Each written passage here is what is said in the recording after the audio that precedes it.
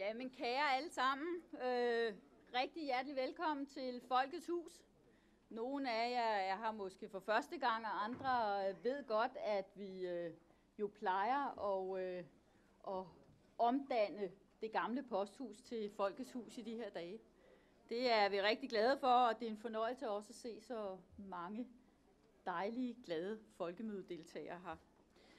Vi kalder det jo som sagt Folkets Hus i de her dage, og det gør vi, fordi vi synes, at det er et godt signal på det fællesskab, som FTF og LO jo begge er et symbol på.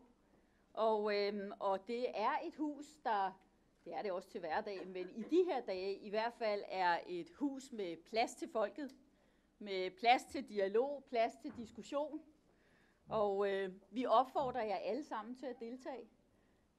Det gør vi jo både til den her debat, men også de næste dage. Der håber vi at se rigtig, rigtig mange af jer her. Det er jo det, vi også siger, der er kernen i det faglige arbejde.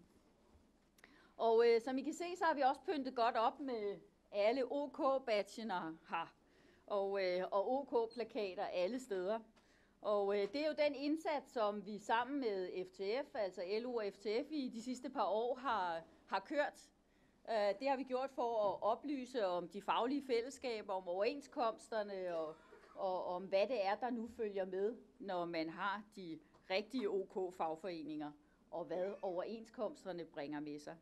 Så vi håber også på, at I vil tage et badge på, hvis I ikke allerede har et, når I går ud herfra og viser, at I støtter op om de faglige fællesskaber. Og før vi tager hul på programmet med en spændende debat om investeringer og vækst, så vil jeg gerne fortælle lidt kort om, hvad det er, der ellers kommer til at foregå i Folkets Hus. I de her omgivelser kommer vi til at debattere om social dumping, om ligestilling, vækst og beskæftigelse, om uddannelse, EU, ja, og en hel masse andet. Og vi har inviteret rigtig mange gæster, og vi er glade for, at de er kommet, rigtig mange af dem. Politikere, fagforeningsfolk, debattører, kommentatorer, erhvervsledere og meget andet. Men først og fremmest så har vi jo jer, for uden jer, så var der jo ikke noget folkemøde. Så tak for det. Jeg er sikker på, at det bliver interessant, og jeg vil også godt love jer, at I går herfra hver eneste gang med forhåbentlig både ny energi og ny viden til at bringe med både videre på øen her, men også når I tager herfra. Og igen, jeg lover, at det her hus det er et sted, hvor der er plads til dialog og til gode spørgsmål. Jeg vil slet ikke gå ind i det fulde program. Det kan I se på appen, I kan se det i avisen og på hjemmeside, annoncer og det hele. Men der er et par ting, som vi har aftalt, jeg lige vil fremhæve her. I aften der er det sådan, at vi viser duellen mellem Helle og Lykke herude på torvet. Det skal nok blive spændende. Og i morgen, ja, der debatterer vi dagpenge uden spind, hvor vi går et spadestik dybere. Der skal du også have været der, ja. Vi vil kigge lidt på de forslag, der er indtil nu, og tallene der bag.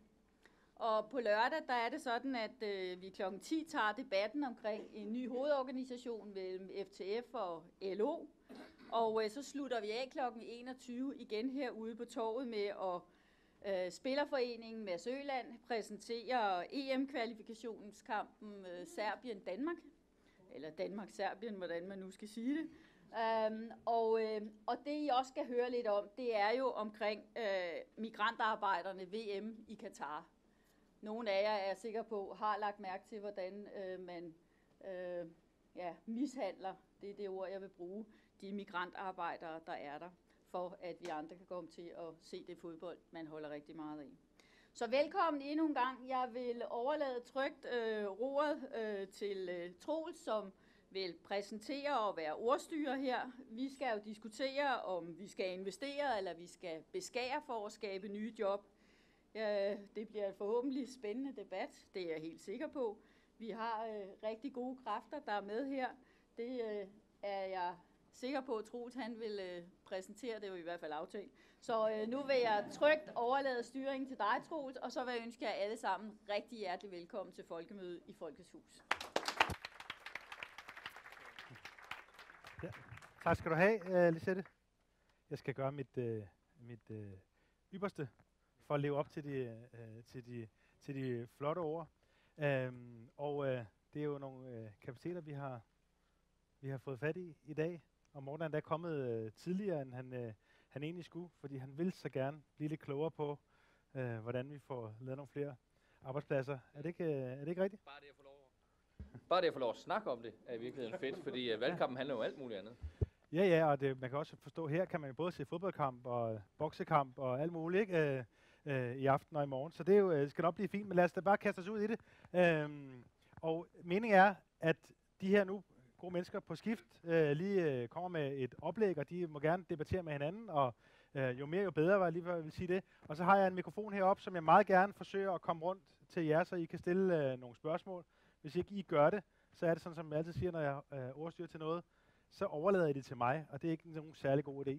Fordi jeg er journalist, og så spørger jeg, hvad de føler, eller hvem der har vundet, eller et eller andet. Altså, og det er meget bedre, hvis I selv kommer til ord, når der nu er chance for det. Ikke? Så gør det. Forbered nogle gode spørgsmål. Altså vil jeg starte med at give ordet til ministeren.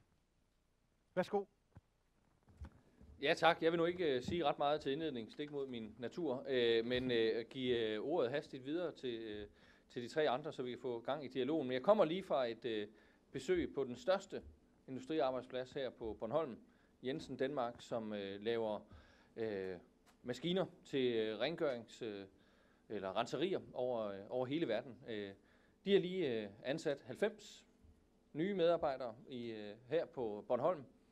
Og det er jo et udtryk for, at det går bedre i Danmark, at vi er kommet ud af krisen og er på vej ind i et opsving, også på Bornholm, som jo er en del af de områder i Danmark i provinsen, hvor vi taler om, at væksten også skal indfinde sig.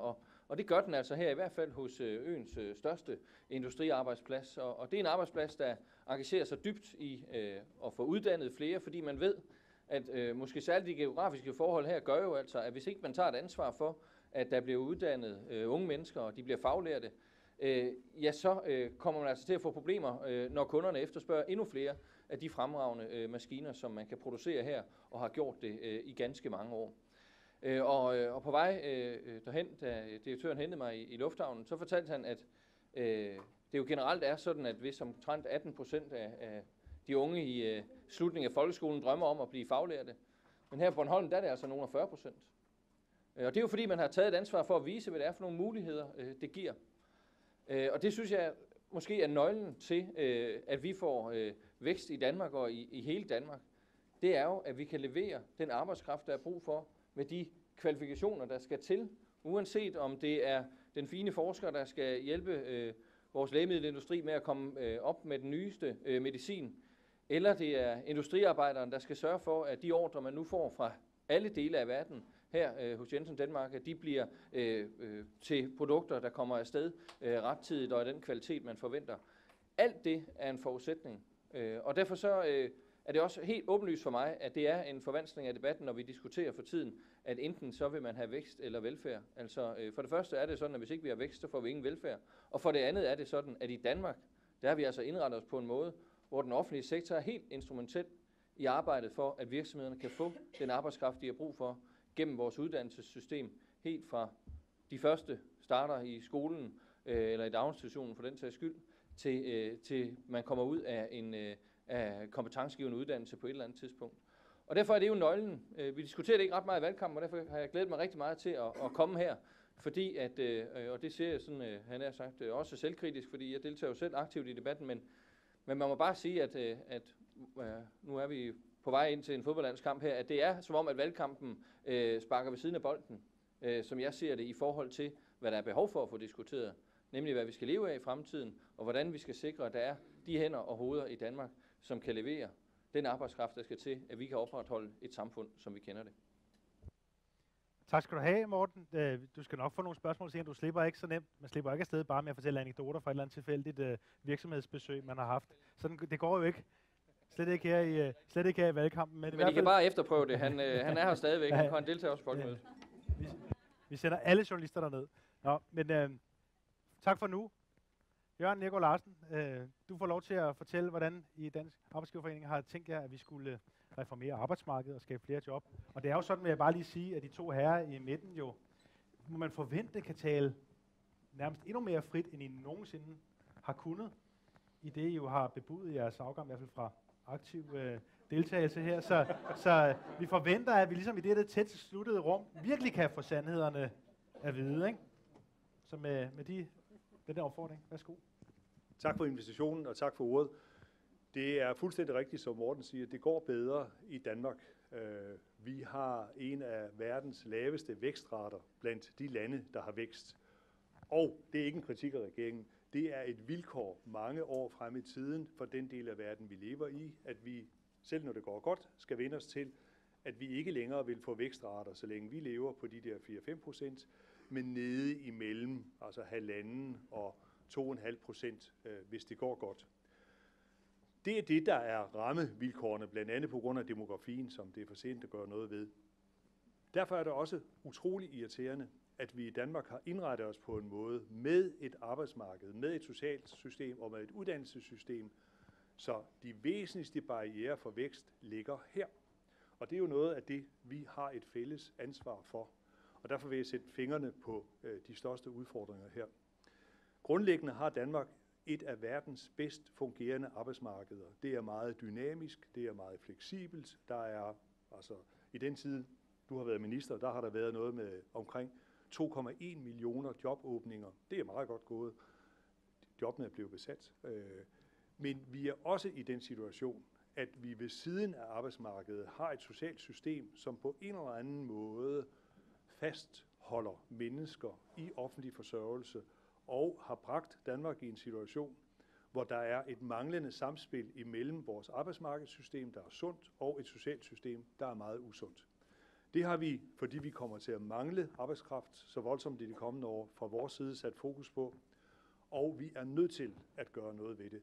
En af de ting, som vi er faldet over, det er, at i Danmark mener vi, det er nødvendigt at have 22 forskellige sociale ydelser.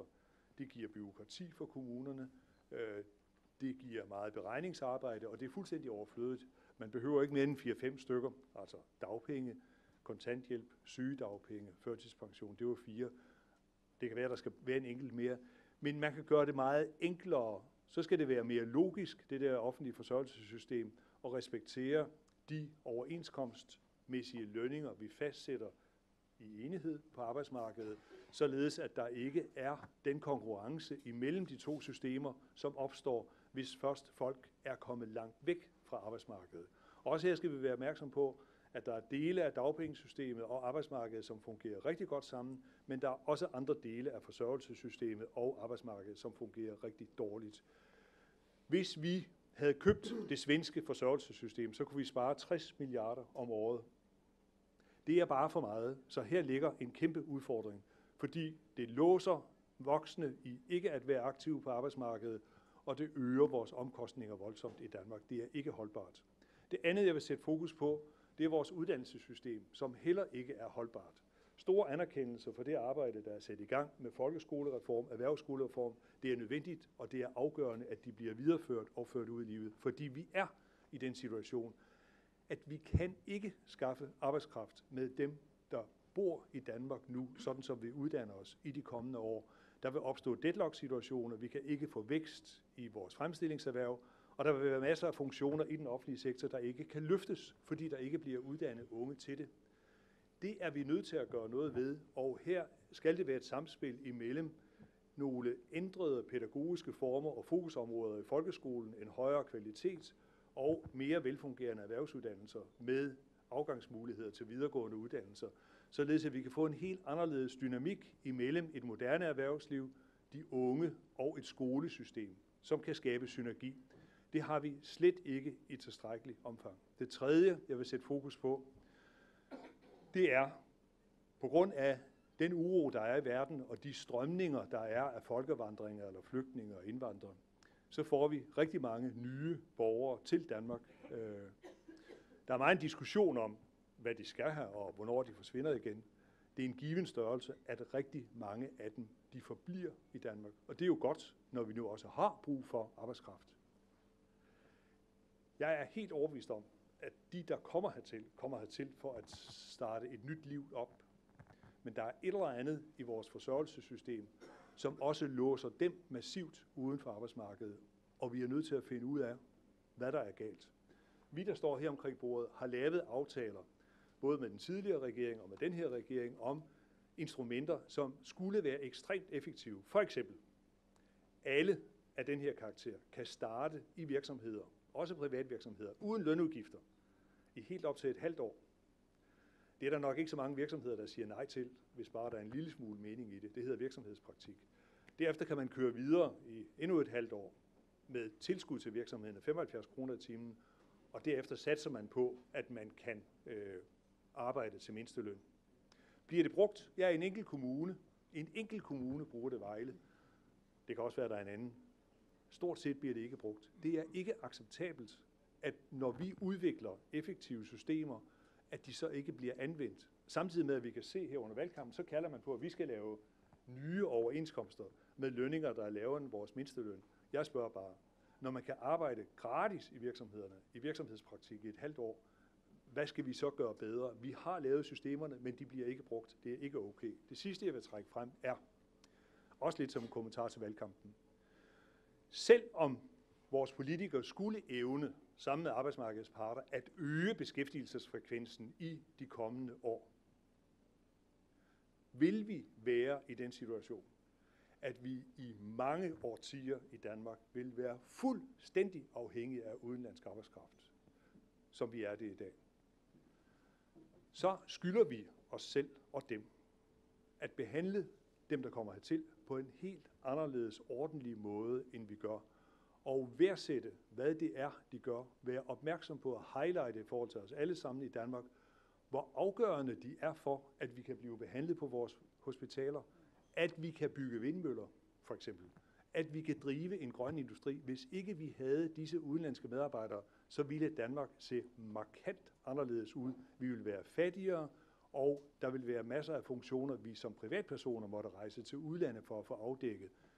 Så vi er fuldstændig afhængige af udenlandsk arbejdskraft mange år frem i tiden, selvom vi øger vores beskæftigelsesfrekvens. Vores mål er, at vi får øget vores beskæftigelsesfrekvens af hensyn til Danmark, af hensyn til sammenhængskraften i Danmark, men også, at vi udtrykker meget større forståelse for værdien af det, som de udenlandske medarbejdere præsterer i Danmark.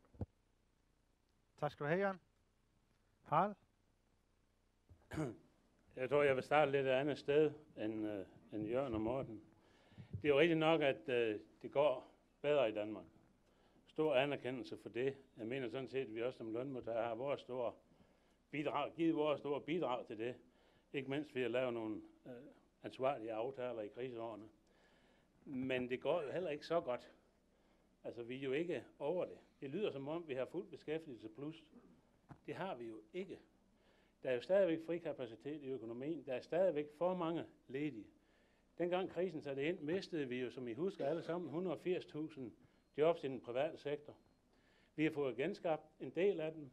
Vi har måttet bremse så hurtigt op i det offentlige forbrug, at vi har måttet sige farvel til små 30.000 i den offentlige sektor, siden krisen satte ind. Så der er stadigvæk plads og behov for at tænke offensivt i retning af at investere, så vi skal få skabt flere arbejdspladser. Det mener jeg, det skal man ikke forlade, inden vi nu helt fortaber os i, at vi mangler arbejdskraft. Lad os så lige gøre klart, at vi først og fremmest mangler nogle arbejdspladser. Og derfor synes jeg, at det er helt centralt, at man også fra regeringens side, og det er det, vi har foreslået i LO-FTF-planen, at vi laver vi har kaldt det en national investeringsplan. Det der tankesættet, det er at sige, at vi har en række offentlige initierede investeringer, der er brug for at fortsætte. Jeg anerkender, at der er et højt niveau. Jeg anerkender også, at den tilpasning, der ligger i 2020-planen, men selv inden for den kommer vi jo til at prioritere. Og der er jeg ikke i tvivl om, at noget af det, vi skal gå efter her, det er det, der giver arbejdspladser meget direkte lige på, og samtidig forbedre rammevilkårene for virksomhederne. Når jeg bare nævner nogle af de ting, vi fremhæver. Vi er meget optaget af, at vi får gjort noget ved den offentlige bygningsmasse energimæssigt. Det er helt vanvittigt, at den offentlige bygningsmasse sviner med energi. Lad os få den renoveret. Og det er ikke bare rockwool, vi snakker om her. Vi taler altså også om, at de skal moderniseres, altså at vi også skal bruge det nye smart grid og det, der skal til for, at vi også elektronisk kommer på omdrejningshøjder. Der er stadigvæk masser af infrastruktur, der trænger til at blive investeret i, både af fysisk karakter, men også på internetsiden, eller på IT-siden. Det er det andet. Vi har i 15 og 16 sat pænt beløb af via Landsbyggefonden til at fortsætte en stor og et højt niveau på renovering af almene boliger. Der er brug for, at vi fortsætter den tankegang også i årene efter 16. Så det der sådan set er vores budskab, det er, at det går bedre, men vi skal bare ikke tro, at de offentlige investeringer kan tage af nu i meget stort omfang, og de investeringer, der er lagt op til, skal vi stadigvæk tænke i, at de skal initiere nogle forbedrede rammevilkår for virksomhederne, og det er først og fremmest infrastruktur, men de skal også initiere målrette meget af det, at vi får skabt beskæftigelse. Vi har altså stadigvæk for mange ledige, og vi mangler stadigvæk arbejdspladser. Når det så er sagt, så er det jo rigtigt, at der er en række ting, der skal kigges på der ved siden af uddannelsessystemet. Men jeg kan nu ikke lade være med at sige, Jørgen, jeg synes, I måske har fået jer stirret lidt for blind på det der sociale system, hvor I jo mener, at folk får... Du siger det jo meget pænt i dag, det er usundt. Men når du siger det sådan, når jeg sidder alene over for dig, så siger du, at de skal kraftedeme sættes ned i ydelser. Nej, du bander ikke, undskyld. Du siger, at de skal sættes ned i ydelser. Jeg abonnerer ikke på det der synspunkt om, at vi kan sulte folk i arbejde. Det abonnerer jeg simpelthen ikke på. Jeg mener, at det er uomtvisteligt, at i forhold til de mindstelønninger, vi aftaler i vores overenskomstsystemer, hvis man arbejder efter de spilleregler, så kan det betale sig at arbejde i Danmark. Det kan betale sig, men vi kan jo altid diskutere, skal det kan betale sig mere. Det kan man jo altid diskutere. Men den plan, der ligger allerede med 12-skattereformen, er jo, at når vi er fremme i 23, tror jeg det er, den er fuldt indfaset, så er afstanden mellem det at arbejde og være på offentlig overførselsindkomst også økonomisk forbedret. Så derfor, jeg abonnerer ikke på det der synspunkt om, at vi bare kan cutte vores sociale ydelser, og derved af den vej tvinge flere i arbejde. Altså det er ligesom om de der 800.000, som er på offentlig forsørgelse, det er endda lidt mindre nu. Det er faktisk lykkedes at få det lidt ned. Jeg tror det er 760.000 der er nu, så det er faldet lidt. Men vi snakker som om, at de 760.000 er i stand til at arbejde. Det er de jo ikke. Altså det bliver vi jo nødt til at erkende, at rigtig mange af dem er ikke i stand til at arbejde. Nogle af dem synes vi oven i købet ikke skal arbejde. For eksempel folk, der er på barsel. For eksempel folk, der er invalidepensionister. For eksempel folk, der er handicappede. Dem synes vi sådan set ikke skal piskes ud og arbejde. Vi synes, det er ordentligt og fornuftigt, at vi i et velfærdssamfund tager hånd om. Men det er jo rigtigt, at vi har en gruppe, der har en potentiel arbejdsevne, og den skal vi selvfølgelig blive bedre til at udnytte. Men vejen er i mit hoved ikke at lave et system, hvor vi bare skruer de offentlige ydelser ned. Det er ikke anstændigt. Jeg synes, vi skal gå den vej, hvor vi får skabt arbejdspladser. Og for den her gruppe, der er ikke så meget i tvivl om, at noget af det, vi kan gøre her, det er jo også at få skabt nogle arbejdspladser, blandt andet i den lille sektor, der hedder de socialøkonomiske virksomheder, som vi jo gerne bidrager til, kan vækste, fordi de kan tage de fornødne hensyn til folk, der har ikke fuld arbejdsevne. Så en kombination af, at vi tager bedre hånd og skaber bedre muligheder for dem, der har nogle problemer, samtidig med, at vi rent faktisk får skabt nogle arbejdspladser. Og det, at der er mangel på arbejdspladser, betyder jo, at det er endnu sværere for dem at komme ind. Vi kan bare se, at da vi havde fuld beskæftigelse i 2006, 7, 8, der var det her tal jo meget, meget mindre. Der var det også for hårdt. Der var vi for langt nede. Det anerkender jeg, fordi der skete der jo det, at alting var overophedet, lønningerne eksploderede, virksomheder måtte sige nej på grund af manglende arbejdskraft. Så selvfølgelig skal vi have fokus på det med arbejdskraften. Men der, hvor vi er lige nu, der mener jeg ikke, det er et presserende problem. Og så vil jeg gerne sige til afslutning, at jeg glæder mig egentlig over, at vi i Danmark som helhed, men også i dansk fagbevægelse de senere år, har taget stadig stærkere andel i den diskussion om, hvordan sikrer vi, at der er et produktionsdanmark, hvordan sikrer vi, at vi har et land, hvor vi rent faktisk får tilvejebragt noget, vi kan sælge og leve af. Det har vi taget stadig stigende andel i den diskussion. Vi har også sat flere ressourcer på det, og det vil vi selvfølgelig vedblive med at være. Senest har vi haft folk fra fagbevægelsen, der har været med i det såkaldte produktivitetspanel, som afleverede sine anbefalinger i forrige uge, tror jeg det var. Og så sent som i forgårs så jeg, de opsummerede de 3 væsentligste ting. Gode rammer for investeringer i vores produktionsapparat, som det ene. Det andet, forskning, udvikling, anvendelse af ny teknologi. Og det tredje, at vi ordentligt får gjort noget ved uddannelserne, sådan så at vi har de kvalificerede folk, vi skal til. Fordi det er jo rigtigt, Jørgen, at vi har brug for udenlandsk arbejdskraft. Men vi har jo ikke brug for dem i bunden af arbejdsmarkedet. Det der, vi kalder almindelig ufaglært arbejde, der må vi sådan set nok, der kan bestride. Der, hvor vi har brug for dem, det er jo på nogle håndværksområder, plus nogle specialer inden for de håndværksområder, plus når vi kommer ud over LO-arbejdsmarkedet, på ingeniørsiden, på IT-siden. Det lyder som om, at vi bare skal importere arbejdskraften. Nej, vi skal da gøre det fornuftigt, og det er også derfor, jeg forstår ikke den diskussion, der er her i valgkampen om flygtninge og indvandrere. Jeg forstår ikke den diskussion, der er om, beløbsordningen. Nu skal vi bare sætte den ned, som Venstre har foreslået. Jeg forstår det ikke. Det er jo ikke i bunden af arbejdsmarkedet, vi mangler arbejdskraft. Det har vi masser af. Det er i toppen, vi mangler. Og det er det, vi skal interessere os for. Tak skal du have, Harald. Og I har jo fordelt lidt smuglerne imellem jer, men Ben, du får lov til at supplere selvfølgelig. Det var mig, der vandt smuglerne. Fordi Harald har jo præsenteret noget af vores investeringsplan, som vi har lavet i fællesskab, og jeg skal bare supplere den lidt kort. Noget af det, som vi har lagt vægt på, er jo også at få styrket offentlig-privat samarbejde. Jeg sad forleden og hørte toplederdebatten, der var på TV2 valg her forleden, hvor der sad 4 topledere, og da man konkluderede efterfølgende deres debat, så efterlyste de alle sammen bedre sammenhæng mellem den offentlige og private sektor.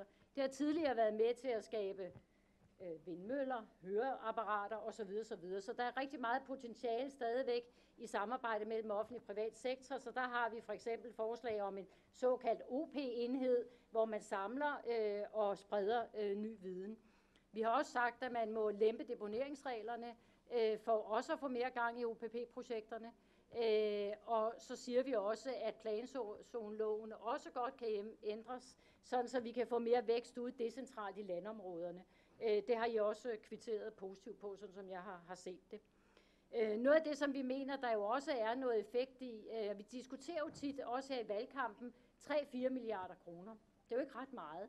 Altså, der er jo et kæmpe potentiale i, og der har vi også arbejdet sammen om et forslag, som handler om skatteinddrivelse. Vi kan hente endnu flere penge, hvis vi bliver bedre til inddrivelser. Det handler ikke om at piske skatteyderne, men det handler om at lave inddrivelsen mere effektivt. Investere i den, altså ansætte nogle flere, så vi også får flere kroner i kassen. Der er mange milliarder i det. Og vi har også fokus på det psykiske arbejdsmiljø. Det kommer vi også til at diskutere senere her i det her hus, hvor vi også siger, at der er rigtig meget potentiale i at få nedbragt det psykiske arbejdsmiljø, eller altså få det forbedret, så vi får nedbragt de psykiske lidelser ved at gå på arbejde. Det er jo ret væsentligt, der er mange, mange penge i det. Så vores fokus skal være langt bredere end bare de der 3-4 milliarder, som vi hører om her i valgkampen. Det er helt afgørende for os. Og så har Harald jo sagt noget af det omkring ydelserne. Jeg tror altså ikke, pisken på det her felt virker. Det virker at have meget bedre jobmatch mellem den ledige og uddannelserne og arbejdspladsen. Og der har vi jo rigtig gode erfaringer med for eksempel trainee-ordninger, hvor begge organisationer har fået penge til at køre trainee-forløb for ledige unge, nogen der lige er kommet ud af uddannelserne. Og der har vi jo en effekt på 80%. De kommer altså i job bagefter, når man har en blanding af noget virksomhedspraktik, koblet med lidt ekstra uddannelse for nogle af dem, der skal have noget for at blive sporet hen i andre baner. Så vi har masser af værktøjer, som jeg synes, vi kan bruge, som handler om andet end bare at trykke lidt på ydelserne. Der skal selvfølgelig være incitamenter til at komme videre, men for nogen skal der altså også være mere håndholdt. Og det tror jeg, vi skal have fokus på netop ved de her match, som vi laver mellem de ledige arbejdspladser. Og Jørgen han slap lidt let af krogen, synes jeg, fordi du sagde jo også, at vi havde etableret nogle ordninger gennem de trepartsaftaler, vi hele tiden laver, men de blev ikke brugt særlig meget. Det var kun i Vejle. Arbejdsgiverne har altså også en stor forpligtelse til at bruge de her aftaler. Det har det offentlige selvfølgelig også, men vi har en fælles forpligtelse til sammen at få løftet opgaven, fordi der er meget potentiale i rigtig mange af de løsninger. Og så er jeg sådan set enig med dig i, Jørgen, at vi har mange ydelser. Det betyder ikke, at de skal være cuttes, men vi kan godt afbureaukratisere. Vi sidder jo også i Dagpengekommissionen, også 3, og diskuterer, om vi ikke kan få et mere afbureaukratiseret dagpengesystem, som også er bedre end det, vi har i dag. Så jo, der er meget at gøre i forhold til afbureaukratiseringen. Der bliver brugt rigtig mange ressourcer, både i den offentlige og private sektor, som kunne komme ud til kernevelfærd, eller komme ud til virksomhedernes muligheder for at drive forretning på en bedre måde. Tak skal du have, Bente. Og vi skal selvfølgelig nå nogle spørgsmål, men så længe vi nu har ministeren, altså ikke som sådan, men her i huset, ikke? Så skal du selvfølgelig lige have lov til at reagere på det her, dels det spørgsmål, der vel egentlig var direkte til dig, hvordan med, I har fremlagt, jeg tror, det er 50 vækstinitiativer, men der er jo ikke rigtig noget med øget samarbejde mellem offentlig og privat. Og hvor står du egentlig henne, hvis du nu skal, nu har vi fået kridtet fronterne meget godt op. Hvor er du? Er du midt i? Som altid, Troels, som altid i orkanens øje. Jeg synes, at det er vigtigt at huske på, hvorfor at man berettiget skal rose arbejdsmarkedets parter for at have bidraget kraftigt til, at vi nu er kommet ud af krisen med ansvarlige overenskomster, som Harald rigtig påpegede. Altså, hvorfor har det været vigtigt? Ja, det har det jo været, fordi man tillod, sidst det gik godt i Danmark, at man tillod, at det løb løbsk, at lønningerne steg kraftigt, fordi at arbejdskraften ikke var til stede, og at vores konkurrenceevne der følgende var svækket. Det skete jo faktisk det, at fra 2001 og frem, der blev vores konkurrenceevne gradvist svækket, næsten hele 10-året frem, indtil vi nu har genoprettet den især, og måske primært på grund af de aftaler, I har lavet, så den nu er tilbage på 2001-niveau. Og det, der er mit væsentligste anliggende, det er jo at sige, at et er, at man laver nogle fejltagelser. Det kan vi jo ikke gøre om, at man fører den fejlagtige økonomisk politik i nullerne. Det kan vi jo ikke lave om på nu. Men vi kan da lade være at begå de samme fejl igen. Og det er derfor, Harald, jeg synes, det er vigtigt, at vi nu tager bestik af, at vi er i gang med, heldigvis, at skrumpe kapaciteten i økonomien ind, fordi at der er vækst igen, og har været det 6 kvartaler i træk. Vi forventer, at 70.000 flere danskere vil være beskæftiget, inden vi kommer ud af næste år, siden det vendte midt i 2013. Og hvis vi så bare siger, det er godt, mere kul på, så overser vi jo, at i løbet af få år, så kan vi altså stå i den anden udfordring. Så bliver det jo for sent. Så får man de samme løsninger en gang til, hvor de reformer, der skulle have været lavet for mange år siden, de bliver lavet, når vi står i skidt til halsen. Og det er jo derfor, man er nødt til dels at føre en understøttende finanspolitik, som vi jo gør lige til de grænser, vi har lagt på os selv, og i fællesskab med de andre EU-lande, men samtidig også tænke frem og sige, at vi er nødt til nu at tage bestik af, hvordan vi vil vaccinere os mod sådan en situation, som vi er havnet i. Og det er jo derfor, jeg er så optaget af, at vi får truffet flere beslutninger, der fører til, at vi kan regne med, at opsvinget bliver langvarigt, og vi øger beskæftigelsen i Danmark. Det kræver, efter min opfattelse, lavere skat på arbejde. Og det er hverken, det er ikke sådan, fordi jeg synes, der er et eller andet moralsk opgør, vi må tage over at opkræve meget skat. Det har vi jo selv valgt at indrette os på den måde, fordi vi løser mange opgaver i fællesskab, og det tror jeg virkelig, de fleste er godt tilfreds med. Når det handler om, at vi går glip af job i Danmark, fordi vi beskatter arbejde så hårdt. Og derfor skal man jo i den diskussion, der altid kører, fordi at skattepolitik også er fordelingspolitik, så skal man bare holde sig for øje, at jo højere skatten er, desto færre arbejdspladser bliver der altså i Danmark. Og det betyder ikke, at jeg synes, at skatten skal ned på 0, for så har vi ikke råd til alt det, vi også vil, og alle dem, der har det svært. Men det betyder, at vi skal overveje, om ikke vi kan finde måder, hvorpå vi kan bringe skatten ned. Og det kan vi kun gøre på en måde, efter min opfattelse, hvis ikke det er de svageste, der skal holde for. Og det er ved, at alle os, der kan, vi så yder lidt mere i form af vores arbejdskraft. Og så bare til Jørgen, fordi du henviste til det der med indslusningsløn, som jo er et forslag for Dansk Flygtningehjælp, måske lidt overrasket, som jeg i hvert fald synes, I burde kigge måske lidt mere positivt på. Og det er jo bare fordi, at det handler jo, det er sådan en klassisk diskussion, om man er solidarisk med dem, der i forvejen har et arbejde, eller man er solidarisk med dem, der ikke har et arbejde. Og her må vi bare sige, at det, der er behov for, det er, at der er en lettere indgang til arbejdsmarkedet. Det kan sagtens være, at vi kan bruge de ordninger, der findes i forvejen, men faktum er jo i hvert fald, at vi i en årrække har måttet se, at af vores voksne indvandrerbefolkning, der står halvdelen uden for arbejdsmarkedet. Og det er jo ikke et udtryk for et system, der fungerer godt i hvert fald. Ikke tilfredsstillende. Og jeg besøgte et værested for asylansøgere i Københavns Nordvestkvarter i går, og der var ikke en eneste af dem, der talte om ydelsesniveauet i Danmark. De var meget taknemmelige. Nej, det de talte om, det er, hvornår kan vi få lov at arbejde. Vi har set på sådan nogle skilte, at man skal arbejde. Når udlændinge kommer til Danmark, skal de arbejde. Hvornår må vi gå i gang, siger de så. Det er det, vi allerhelst vil. Det strider mod vores værdighed bare at modtage. Vi vil gerne have lov at komme ud og gå til hånden. Kan vi ikke gøre et eller andet? Kan vi ikke gøre en forskel et eller andet sted? Og det er jo sådan set det, der driver mennesker. Også dem, der lige er kommet hertil og har masser af traumatiske oplevelser i bagagen. Det er det, der driver dem. Og derfor er det, jeg synes, vi skal prøve at finde en vej til det. Men min advarsel er bare, at vi fremrykker en masse offentlige investeringer. Og dengang var der nogen, der sagde, bare husk, at når I så har fremrykket, så er der ikke nogen, der kan huske det, når vi så, når de der investeringer så skal falde lidt igen. Og det er der måske en lille tendens til, at det er sådan, det er. I hvert fald så skal vi jo sørge for, at vi på en og samme tid understøtter det opsving, der nu er i sin vorden, og vaccinere os mod kommende kriser. Og det kræver altså flere af de der svære beslutninger, hvor vi står sammen skulder ved skulder om at arbejde, så vi kan gøre noget mere for dem, der har det svært, og for mit vedkommende i hvert fald ikke sender regningen videre til verdens fattige i form af en lavere udviklingsbistand. Bente, du har markeret? 2 ting. Det ene, det var i forhold til skat. Altså, skattetrykket skal ikke være højere i Danmark. Det tror jeg, vi er enige om. Jeg hører, du vil have det lidt ned. Når jeg snakker skat, så snakker jeg om en bedre inddrivelse, fordi der faktisk ligger rigtig mange milliarder derude, og vi diskuterer altid kun de der 3-4 milliarder. Så bedre inddrivelse, og det er en investering i skat. De er blevet skåret ned gennem mange år, derfor får de ikke inddrevet det, der sådan set skal inddrives, som kunne bidrage til fælleskassen. Og så vil jeg sige, indslusningsløn, jamen aftaler har man lavet på statens område, på hele det offentlige område er der indslusningslønsaftaler. Vi kalder dem oplæringsstillinger, integrationsstillinger, fordi det lyder pænere, men det indebærer faktisk en lavere løn i en periode, samtidig med at man går på uddannelse. Så nogle af de aftaler kan man jo med fordel bruge i den offentlige sektor, hvor de allerede er eksisterende. Så det var 2 ting, og så vil jeg lige sige, den sidste, det er det her med, det underforbrug, der er i den offentlige sektor, har været gennem rigtig mange år i den offentlige sektor, har jo også været med til at bremse væksten. Det har selvfølgelig betydet, at der er færre ansatte i den offentlige sektor, men det har også betydet, at den offentlige sektor har haft sværere ved at købe ind i den private sektor. Så det har ramt både den offentlige og den private sektors vækst.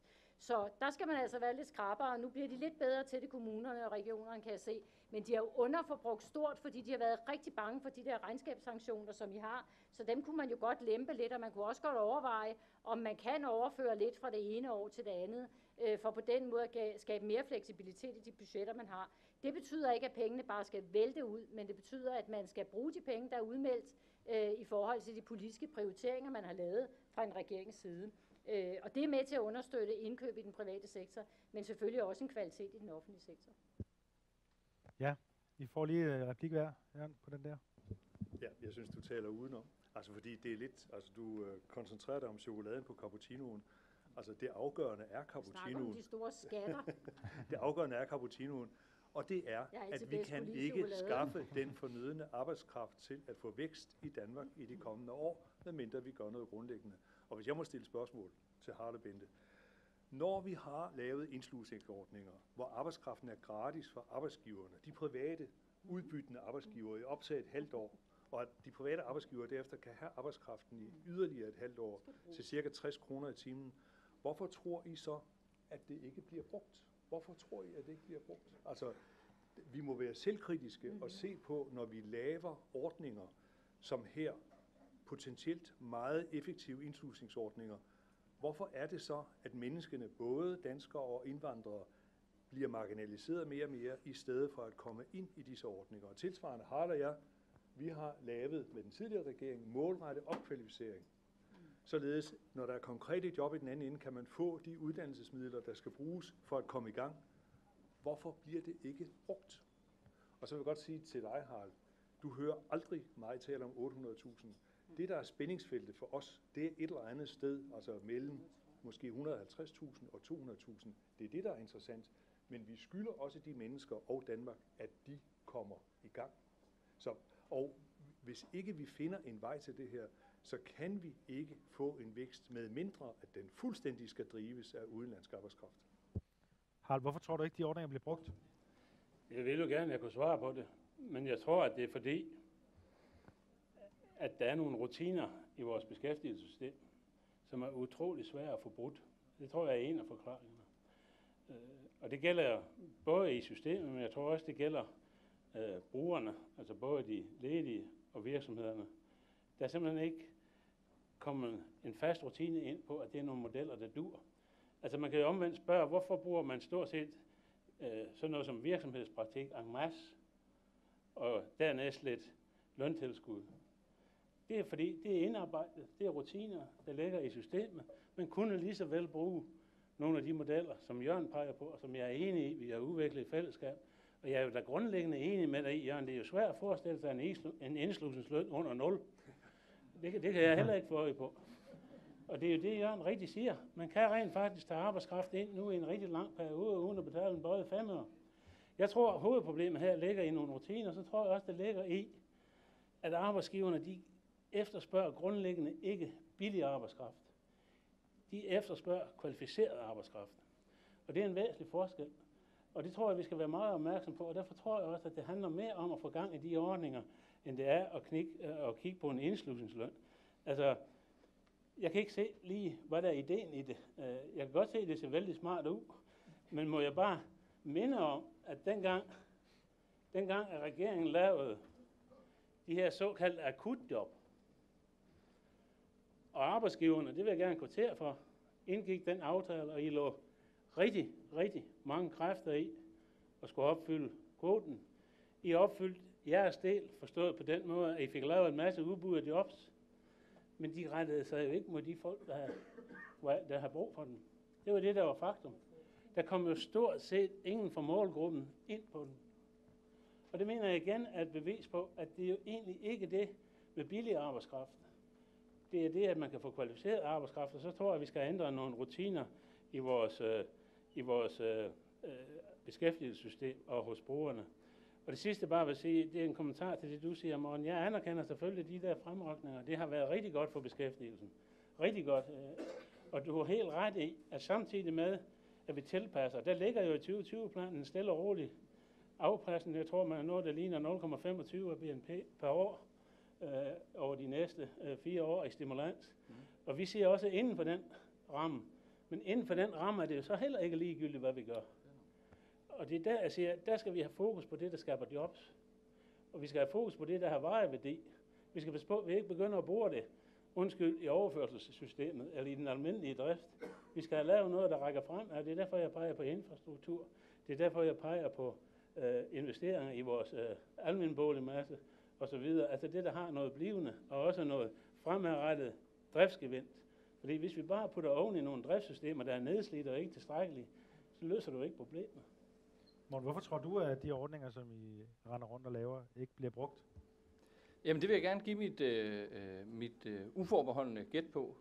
Det tror jeg, det er fordi, at arbejdsgiverne gerne vil... Uforbeholden gæt, det er alligevel... Ja. Jo, men altså, det kan jo virke sådan lidt anklagende her. Jo, men altså, det tror jeg, det er fordi, arbejdsgiverne vil foretrække, at de slap for et jobcenteret, eller for den sags skyld, A-kassen skulle ind over.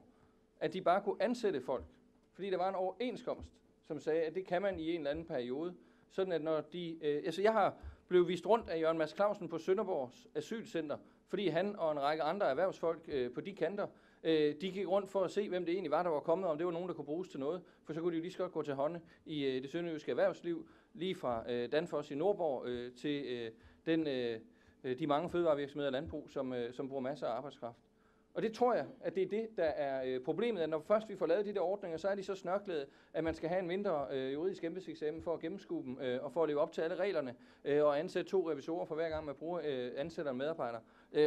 Og det skal vi selvfølgelig rydde op i, og derfor vil jeg også bare give det tilsagn her, at lad os da få det undersøgt, hvorfor de ikke bliver brugt. Så må vi jo spørge alle involverede parter, hvad de tror det er, og så må vi jo fikse det på den ene eller den anden måde. Målsætningen med det, og det er bare det igen henvist til, det er jo ikke en eller anden nederdrægtig radikal tanke, det er jo sådan set Dansk Flygtningehjælp, som jo, jeg tror man med nogen rimelighed kan sige, kun og alene tænker på, hvad der kunne være godt for at få flygtninge i arbejde. Og jeg tror ikke, de ønsker en ny underklasse i Danmark, hvor man skal udbytte flygtninge. Nej, men det er rigtigt. Men det er bare fordi, at jeg interesserer mig for det samme, nemlig hvordan kan vi få de mennesker, som kommer her til hurtigst muligt i arbejde, så vi ikke skal få endnu flere år med folk, som står udenfor. Men det skal ikke kun gå op i det tema, det kan vi bruge resten af valgkampen på. Men det, som jeg synes så til gengæld er vigtigt at holde fast ved, det er, at det er altså ikke et enten eller. Det er ikke sådan, at man enten trykker på speederen eller på bremsen. Sådan kan man som bekendt heller ikke køre bil. Det bliver noget mærkeligt noget. Og derfor så handler det jo om grundlæggende, at man både understøtter opsvinget med en aktiv erhvervspolitik, som vi har gjort, og ved at understøtte med offentlige investeringer, men samtidig også har jo lejlighed med at tænke så langt frem, at man kan se, at vi får problemer med den arbejdskraft, der er. Det er jo derfor, jeg har sagt, men skal vi ikke bare give en flaskehalsgaranti, sådan at ingen virksomhedsejer skal være bekymret for at oprette en arbejdsplads i Danmark, fordi man ved, at hvis ikke man kan få arbejdskraften højt den ene eller den anden vej, så kan man få lov at hente den der, hvor den findes. Så kan vi være sikre på, at folk er trygge ved at placere arbejdskraften her på Bornholm eller et eller andet sted, frem for på de fabrikker, som det meste af Produktionsdanmark jo også har alle mulige andre steder i verden, hvor arbejdskraften er mere rigelig. Og derfor siger jeg bare, så kan vi give den garanti, at kan du ikke finde arbejdskraften her, så må du hente den. Ja, og så vende bagefter.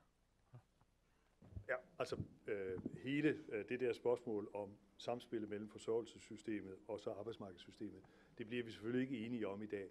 Jeg er ikke i tvivl om, at det misforhold, der er imellem de overenskomstmæssige lønninger og forsørgelsessystemet, er en af dræberne i det der samspil. Men det er vores synspunkt. Hvis afstanden var større, ville incitamenterne være bedre. Noget af det, jeg godt kunne tænke mig, at vi satte mere fokus på, er, at vi kan se, at hvis man først bliver fanget, hvis man først bliver klientgjort, så er det ufattelig svært at komme tilbage på arbejdsmarkedet. Derfor har vi i hvert fald en fælles interesse, det er, at vores unge ikke bliver klientgjort. Der kan vi se, at alt for mange unge ikke får en uddannelse, at alt for mange unge nu uddanner sig forkert, også i videregående uddannelser, som aldrig vil kunne give dem et job i Danmark i hvert fald. Det er en kæmpe udfordring, og det her er ikke noget om 15 år. Det er inden for en 5-årig periode, vi er nødt til at få vendt den skude, således at de unge målrettet kommer ind i noget, der giver dem et job, og så de undgår at blive klientgjort. Det mener jeg i virkeligheden er den alvorligste opgave, vi står for hvis ikke vi løser den, så får vi rigtig mange nye klienter, der øjensynligt med det mønster, der er nu, kommer til at leve i det system i rigtig lang tid. Og det kan hverken de eller Danmark være tjent. Og der har vi så en fælles opgave i at skaffe praktikpladser til de unge, sådan så at de sådan set også får mulighed for at komme i praktik og få sluttet deres uddannelse. Vi har sammen med LO og FTF lavet 22 forslag i forbindelse med valgkampen, og et af forslagene er også en bedre overgang mellem ungdomsuddannelserne og uddannelserne, når de kommer lidt længere frem, de unge. Og der skal vi have meget fokus, fordi vi taber rigtig mange i de overgange, fordi vi ikke er gode nok til at løfte dem ind i nogle erhverv, eller nogle uddannelser, som er målrettet nogle erhverv, der også er beskæftigelse i. Så beskæftigelsesperspektivet er enormt centralt. Det skal ikke fylde alt, fordi det skal også nogle gange være drivkraften for den unge at vælge noget, som man er optaget af. Men det er klart, at vi skal fortælle dem, at der er et beskæftigelsesperspektiv. Og der spiller mor og far jo en kæmpe rolle. Altså vi ved fra undersøgelser, at mor er den vigtigste i forhold til, når børn vælger uddannelse. Og der vælger mor tit på vegne af deres børn også det sikre. Og det er med til at også give et meget kønsopdelt arbejdsmarked, så der skal mor også nogle gange vælge lidt anderledes, og måske rådføre sig lidt med far, fordi vi er bange for, at vores børn falder ved siden af.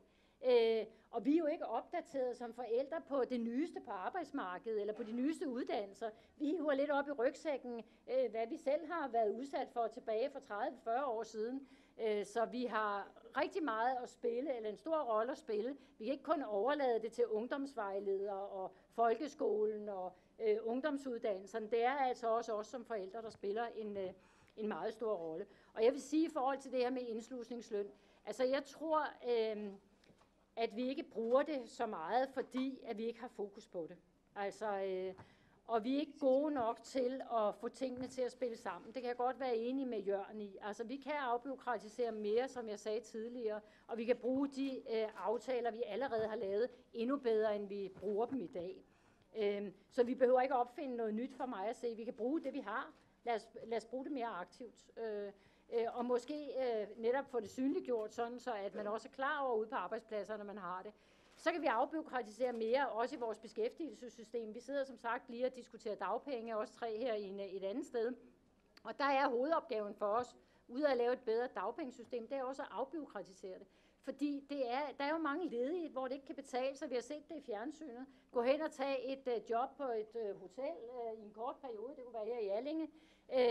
Men når man så kommer tilbage i dagpengesystemet igen, fordi der ikke er noget varigt job, så ryger man ned i ydelse. Altså det er jo fuldstændig tudetosset. Der er ikke incitament til at tage kortere job, måske på lavere løn, færre timer osv.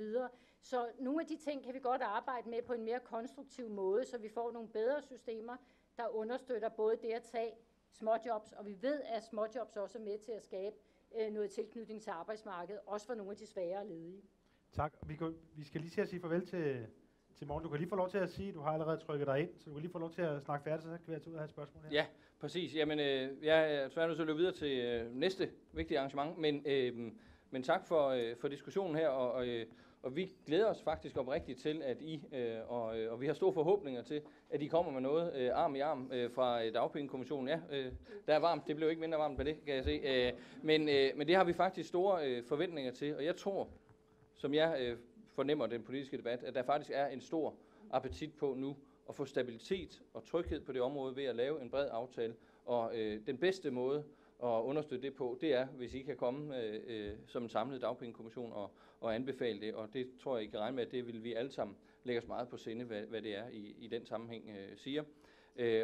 Og jeg glæder mig til et godt folkemøde med flere debatter af den her karakter. Jeg håber, I også får en fortsat god debat her. Tak skal du have, Morten. Det lyder som om, at du... Det lyder som om, du er blevet klogere. Ja, og er åben sind og alt muligt. God vind derude på folkemødet. Vi tager et spørgsmål. Værsgo. Du taler bare. Tæt på, tror jeg. Det skal bare... Den virker ikke. Nå.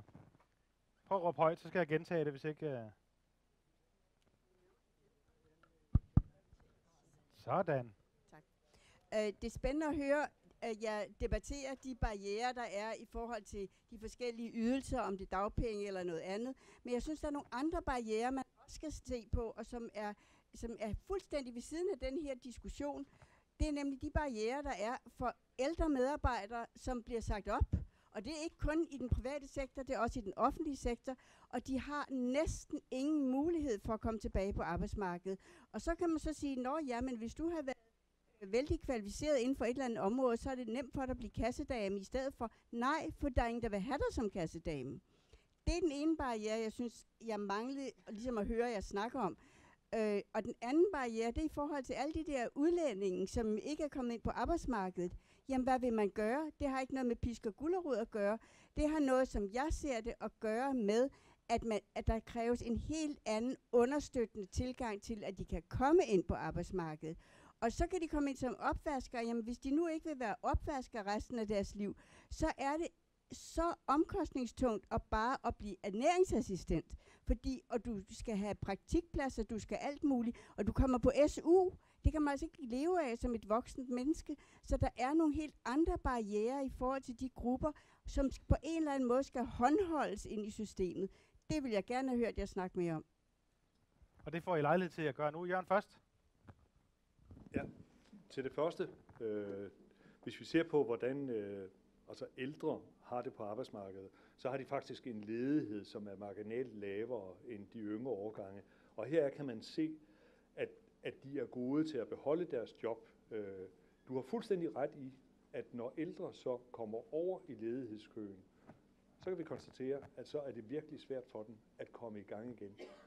Og det er ganske uforståeligt, fordi det er ofte en meget attraktiv arbejdskraft. Det er en arbejdskraft, som har vist sin duelighed igennem mange år.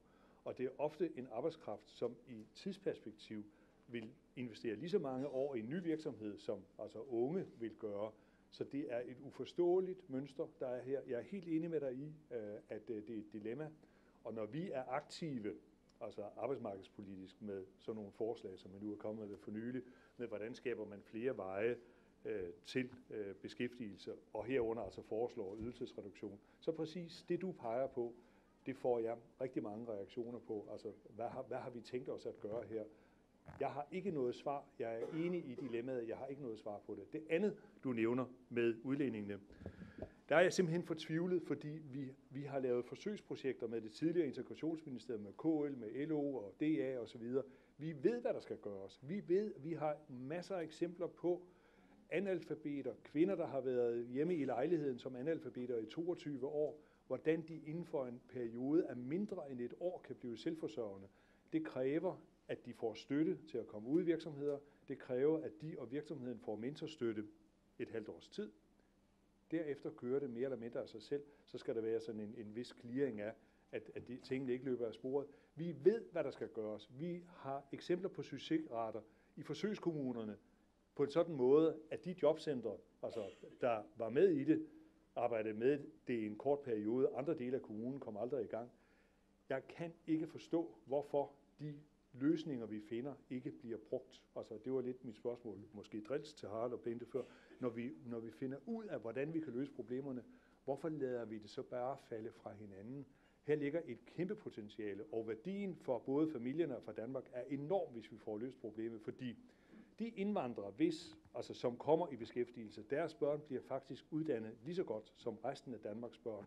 De indvandrere, der ikke kommer i beskæftigelse, deres børn kommer heller ikke i beskæftigelse. Harald, hvordan ser du det samme dilemma?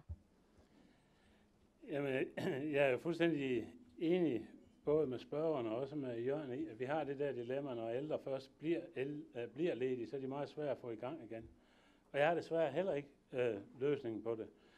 Så der er jeg bange for, at jeg ikke rigtig kan bidrage med noget. Jeg tror, når vi har svært ved ligesom at holde fokus på den problemstilling, så er det jo, at det ikke opleves som værende et stort problem. Det gør det selvfølgelig for de individer, der havner i det.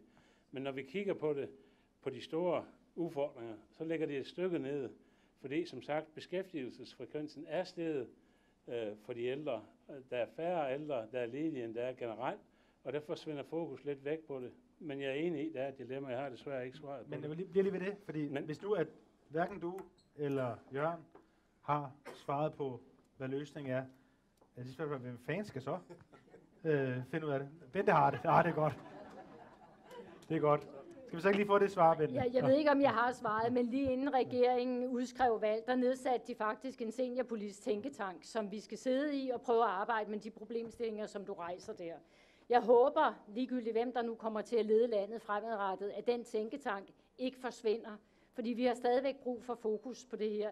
Det havde vi for år tilbage, hvor ledigheden blandt de ældre var større, end den er i dag. Og det er rigtigt, så forsvinder fokus også væk fra det, som Harald han siger. Men sådan en tænketank kan jo være med til at i hvert fald at understøtte nogle af de problemstillinger. Så vil sige, der er jo uddannelse, der er jo jobrettet uddannelse. Jørgen nævnte det også. Altså, der er jo lavet aftaler om noget jobrettet uddannelse, som man kan tage. Det var nogle af de andre grupper, du nævnte på arbejdsmarkedet. Så vi har en kæmpe værktøjskasse.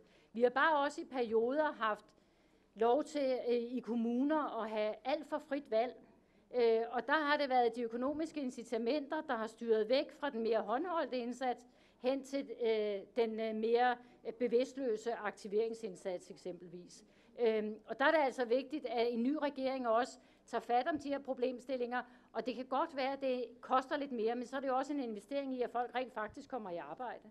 Så de håndholdte indsatser skal vi have noget mere af, og det synes jeg også, regeringen i det oplæg, de lavede på beskæftigelsesområdet, det kan være meget bedre, end det er, men der har man jo gjort op med noget af det her bevidstløse aktivering, og mere fokus på nogle af de andre værktøjer. Det skulle gerne rykke. Har du forlevet til at svare på anden del af spørgsmålet? Jamen, jeg vil bare vende tilbage til det, jeg tror, der er hovedproblemet. Arbejdsgiverne vil ikke have billig arbejdskraft. De vil have kvalificeret arbejdskraft.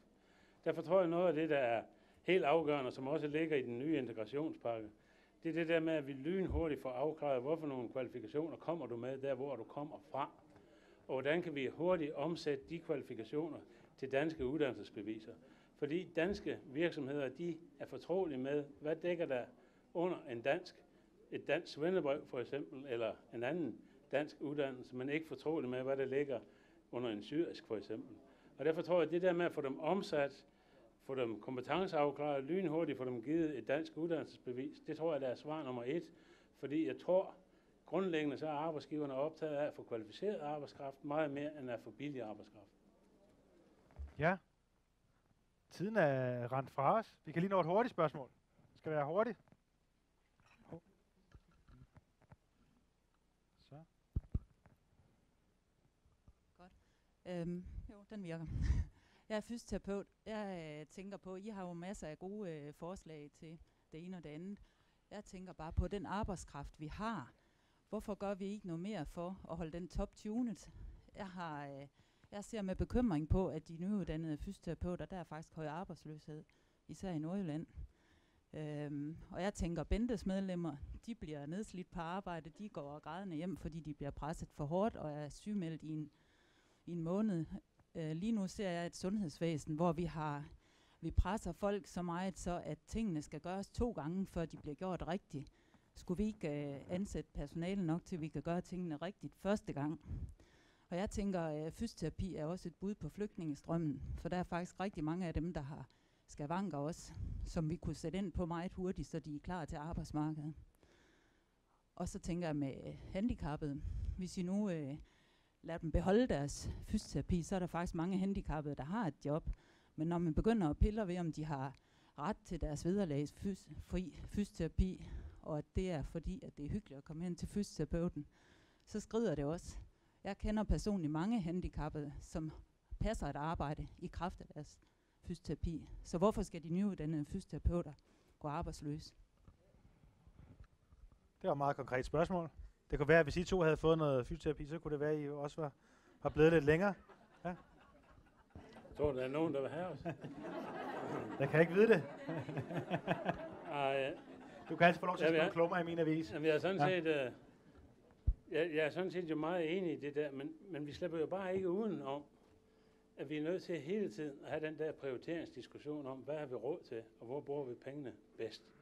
Altså, det kan jo ikke nytte noget, at vi bilder os selv ind, at vi har råd til at ansætte så mange flere tusind fysioterapeuter. Næste uge, der skal vi have dobbelt så mange tusind pædagoguddannede, og så videre. Vi bliver nødt til hele tiden at køre den der meget ubehagelige prioriteringsdiskussion. Den er skide ubehagelig, og især for os, der står og repræsenterer folk i de her job. Og vi ved godt, at der er nogen, der bliver nedslidt. Nu kender jeg ikke så meget til fysioterapeuter, men jeg kender noget til murarbejdsmænd og murer og tømrere. Og de bliver også nedslidt, måske på en anden måde. Men det er jo ikke, altså, vi er jo hele tiden nødt til at køre den diskussion, hvor langt kan vi komme, og hvornår investeringer er fornuftige. Og derfor tror jeg, det der med, at vi går og bilder hinanden ind, at vi kan klare det hele, det kan vi ikke. Vi bliver nødt til at tage de her prioriteringsdiskussioner. Det ved jeg er besværligt.